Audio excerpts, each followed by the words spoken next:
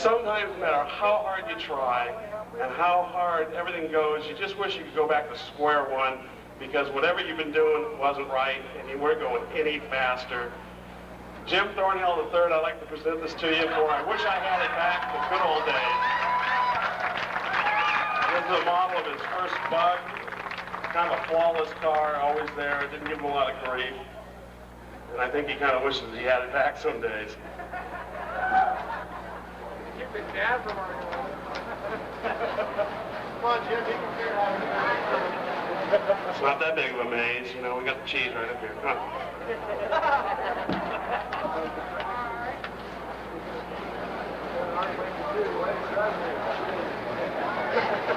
We even got it painted, your colors, the numbers.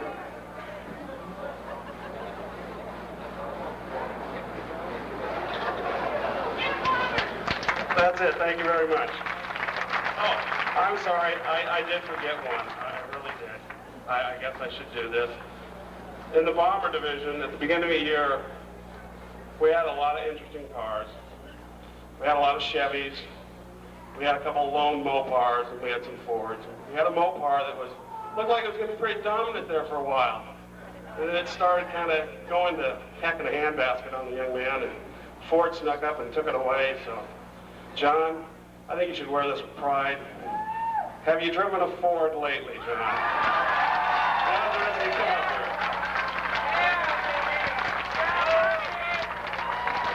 You can wear this with pride.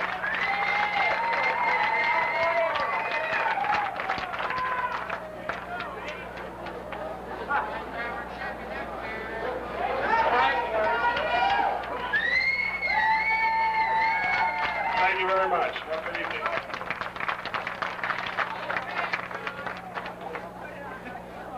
How about a real nice hand for Mike Gallagher?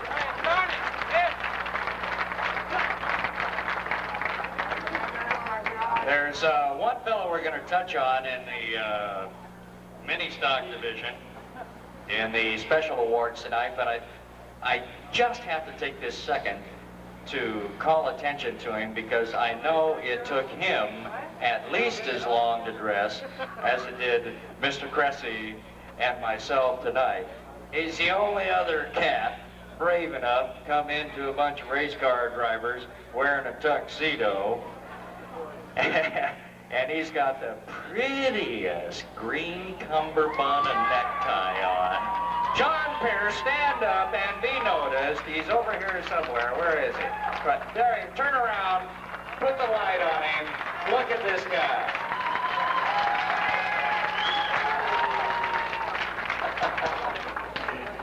Nothing's free, John.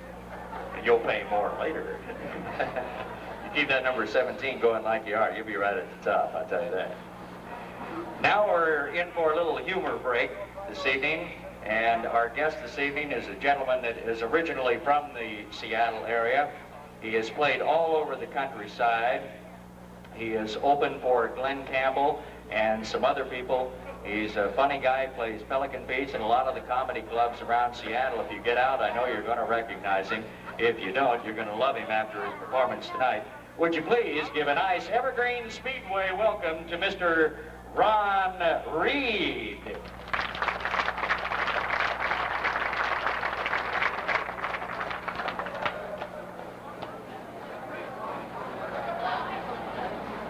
Who? Somebody said right away, you better be funny. Why is this sort of okay, I'll try, okay? Well, you'll kill me. Thank you, it's nice to be welcomed here to NASCAR. Thank you so much. Just want to say this, interstate batteries, jack.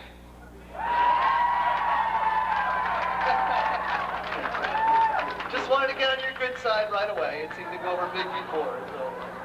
I got a couple of things to set up, just take me a second. Oh, Mr. Literal over there. Seconds up. Don't quit your day job. Okay. I got to set something up. You guys look really good. I guess you have to be pretty physically fit to drive a NASCAR event. I just came from my health club. Can you tell? Maybe you want to join. No? Well, it's a new one in town. It's called Nautilus Anonymous. No, it's great. What it is, if you feel like exercising, you call them up and they send somebody over to drink with you until the urge passes. It's great. You guys want to know where to join now, too, don't you? Yeah, I gotta plug this in. Excuse me? Do I ever come to Cle Elum? To drink with you?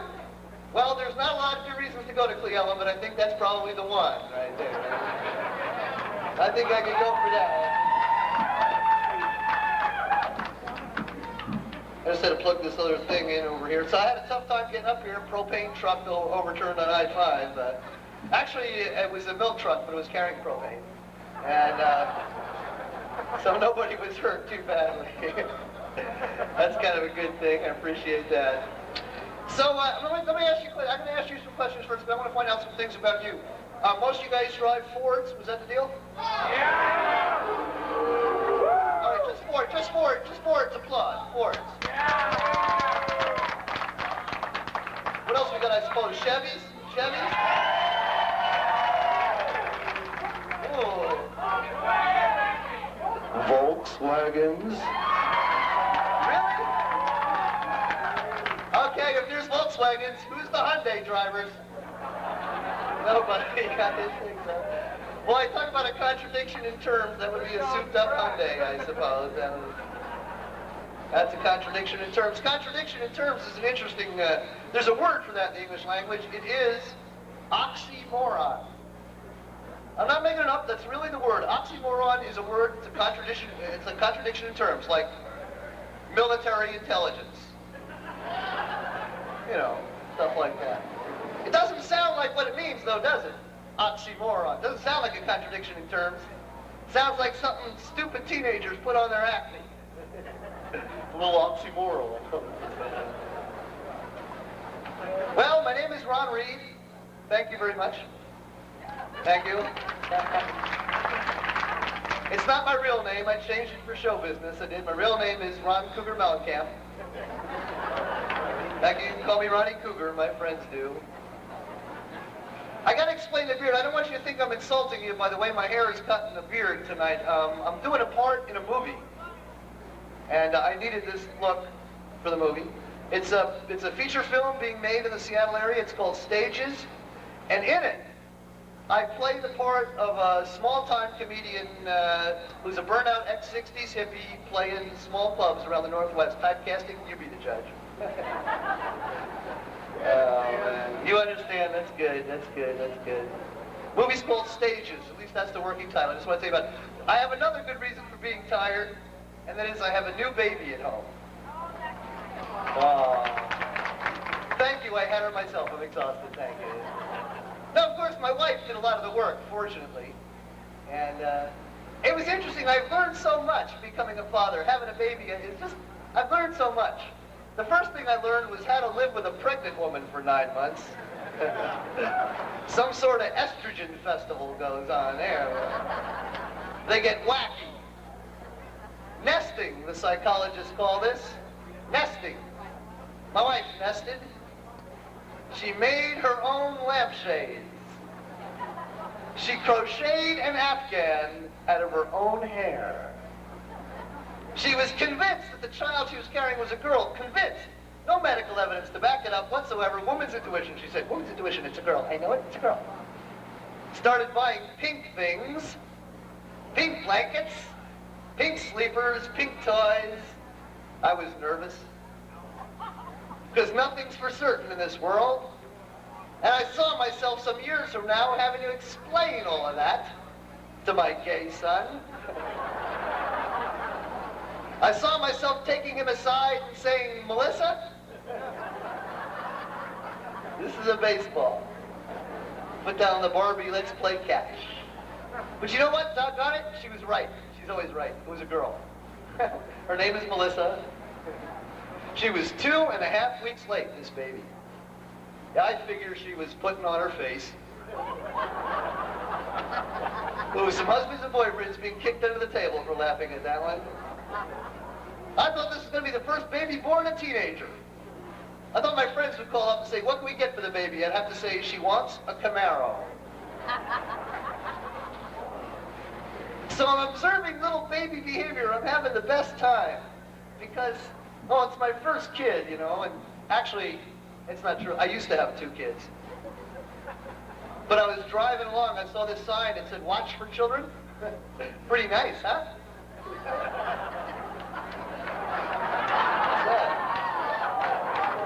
Yeah, a Catholic couple got a Rolex. No, it's my first kid. I'm kidding. So I'm observing little baby behavior. I love the little things that they do. Like when they get mad, they lock their little arms up and get rigid like this. That's so cool. I got a videotape of my baby doing that. I put some music on it. Joe Cocker. She came in through the bathroom window. That should embarrass the hell out of her when she's about 16, right? You're her date? There's a video you should see. And they suck a lot of air down their esophagus when they eat. They get a lot of air down in those little bodies. You gotta squeeze them to get it out, or otherwise. I got a little baby daughter this big. She is this big. Boy, she farts like a longshoreman. And I got it on video. She won't be giving her old dad any crap. They have this little head wobble that they do. I love this. I hope that goes away. That could be a terrible disadvantage later in life. Oh, your daughter's a fine student, but she's distracting the other children.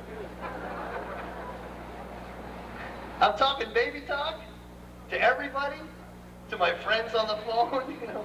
Stevie, want to go to a movie? It's embarrassing.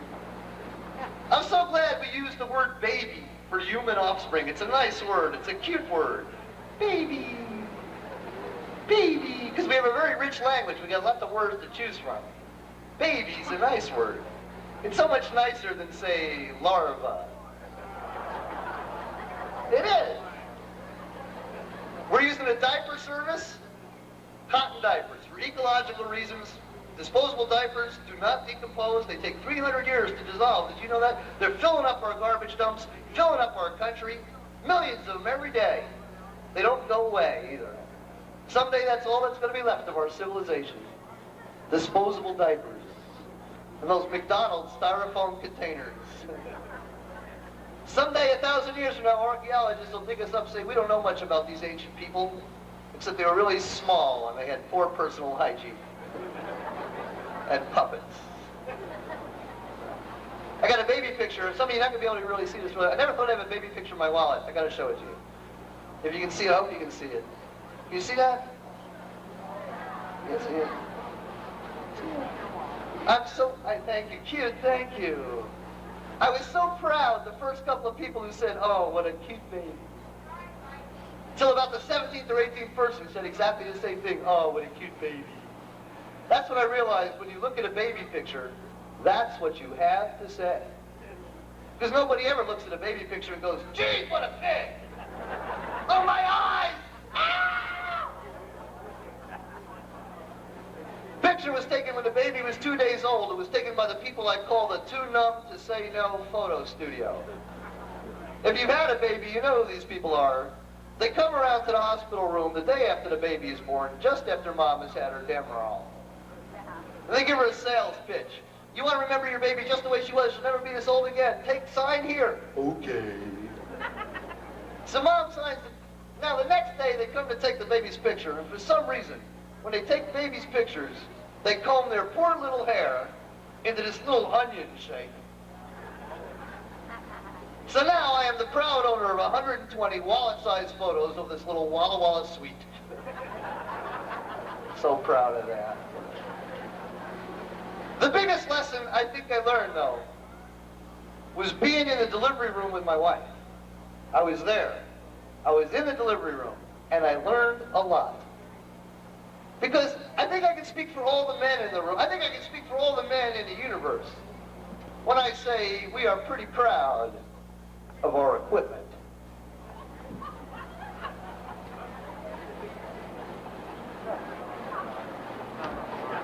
But you know what? You spend some time in the delivery room with a woman giving birth. And you realize she's had an entire person in there. Well, you can pack up Mr. Toothpick and go home. That'll change your whole attitude. So now my in-laws have moved in next door to me. Not my parents-in-law. My brother-in-law and my sister-in-law from Texas. And they have brought their son with them. He's 15 years old. Now, I haven't spent a lot of time around teenage boys, but if there's a worse little creature on earth, name it. He's like a little weenie in a Metallica t-shirt. My little nephew, Damien. We're having dinner, I'll tell you, he's got no manners whatsoever. I guess kids that age have no manners. We're having dinner, family is out, he and I having dinner, all alone. He looks across the table at me, he says, "Hey, pass the potatoes." Just like that. So I can't resist the temptation, right? What's the magic word? He said, "Pass the blankety blank potatoes."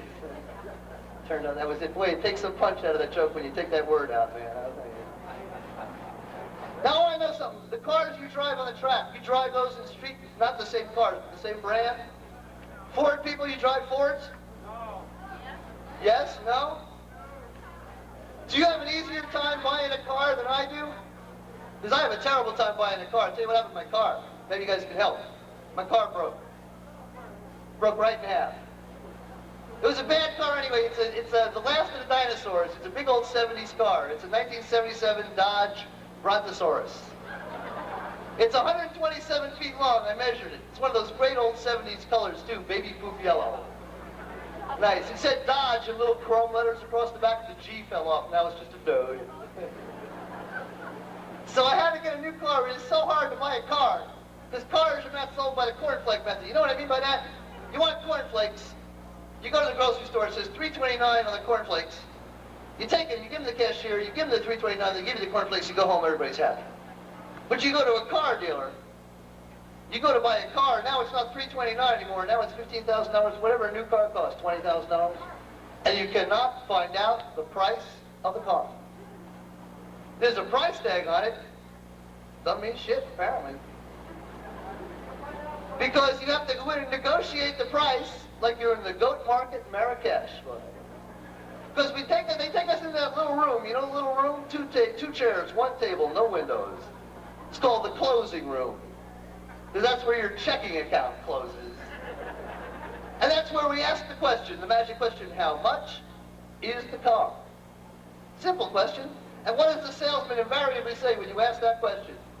How much you want to pay for that car? $1. That's how much I want to pay. But even if you say something really stupid like $1, what is the salesman guaranteed to say? "I'll go take that to the manager." I'm right behind you, but he's going to kill me. I like a rebate. Yeah, how much is the rebate, man? So I'll tell you what I got. I got a little, no Japanese cars. Is it bad to say I drive a Japanese car? Well, I'll tell you what it is. It's a Nissan. I got to admit to it. It's a Nissan. It's one of those little Nissans that looks like a sports car, but it's not. It's just a Nissan. Non-American. But because it looks like a sports car, I get challenged at traffic lights. Do you know what I mean? I'll give you an example. I'll sit in the light in this little car. Guy drives up in a real sports car, like a Ferrari testosterone, you know? Oh, I didn't know. The guy's got the whole outfit on, man. He's got the snap rim cap. He's got a pair of Arnais. He's got gloves, no fingers, pink cigarette, gold cigarette band. The window in a Ferrari comes sliding down. This guy sticks his arm out almost to my face. He says, "Race?" Said, "Caucasian." What is this, Donahue? Get out of here. They let me take the car on a test drive overnight. I've never heard, they thought I was a qualified buyer, apparently. They said, "Here you go, take it on a test drive overnight." So I drove it to Canada. That's a scary place, too. I'm afraid of Canadians. I'm afraid they're going to come here. Probably take over our whole country. Probably call it the U.S., eh?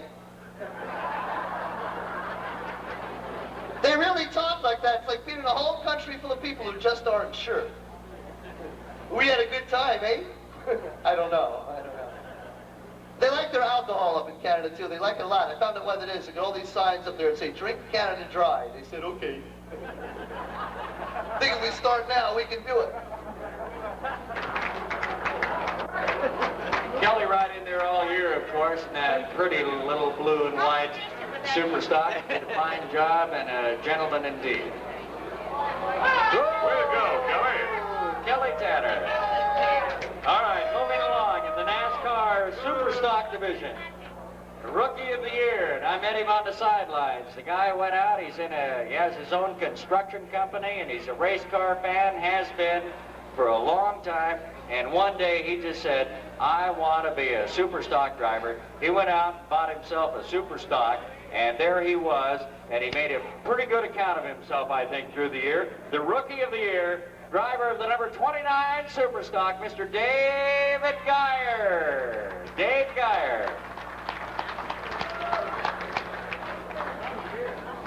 Dave was great. Dave started out with his first car early on in the season, and he made adjustments to that car, made adjustments and made adjustments. And then he took a little recess for 2 or 3 weeks, and he came back with a brand new car and a brand new attitude, but it was a little late in the season to do too much in the point standings. But I tell you what, as the Rookie of the Year, he's a fine representative. Dave Geyer.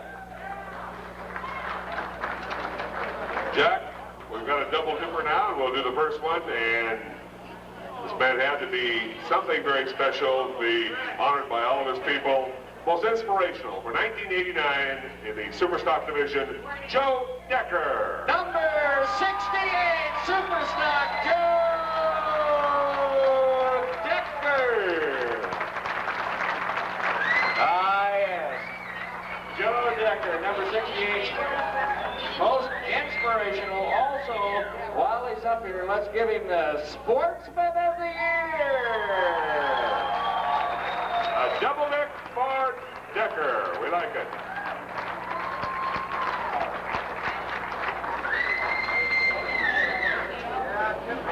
Mr. Cressy. All right. Let's move along now to the Pitman of the Year for the Superstock division.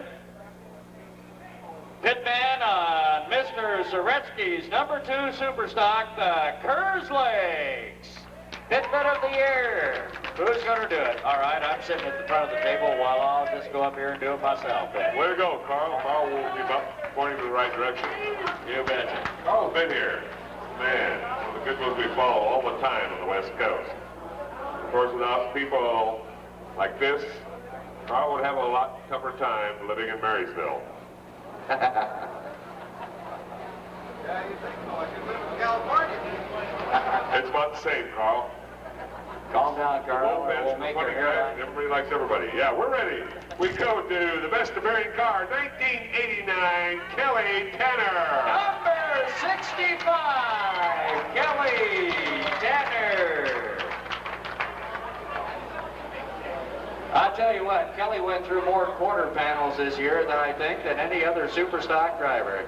Got involved in a couple of altercations down in front and lost either the front right side or the whole front end. And I'll tell you what, he and his crew are to be commended because even in a short amount of time they were able to put that car together in between a B and an A main or even a heat race and an A main and get it back out there. Nice job, Kelly. Team Member of the Year. It gives me a great pleasure to introduce this gentleman because he's been shuttling beer to those of us up on the stage tonight. So he's a very important person, you understand. Here's a guy who is a Team Member of the Year, Mr. Promotion for car number 68, Joe Decker. It's Hank Weeby.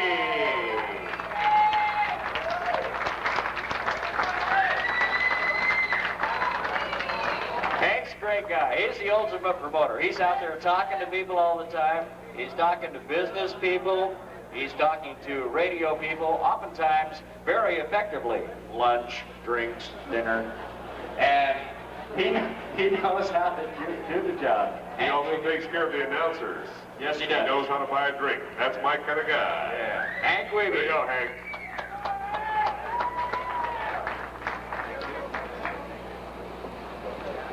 They're still in our hearts and our minds. They're very special people. Other people have won this.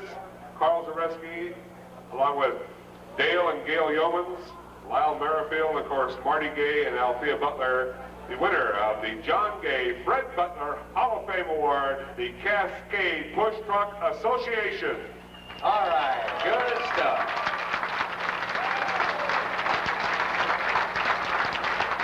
And while our representative from the Cascade Push Truck Association is coming forth, we would invite the number 10 through number 4 winners in each of the 3 categories. Please, if you will, report to the ramp now so that we can get you your plaque. Second place in the Superstocks, 4 wins, 19, top 5. 12th in the Great Northern Region. Please welcome car 68, Joe Decker. I should say bomber. Sorry about that, Jack.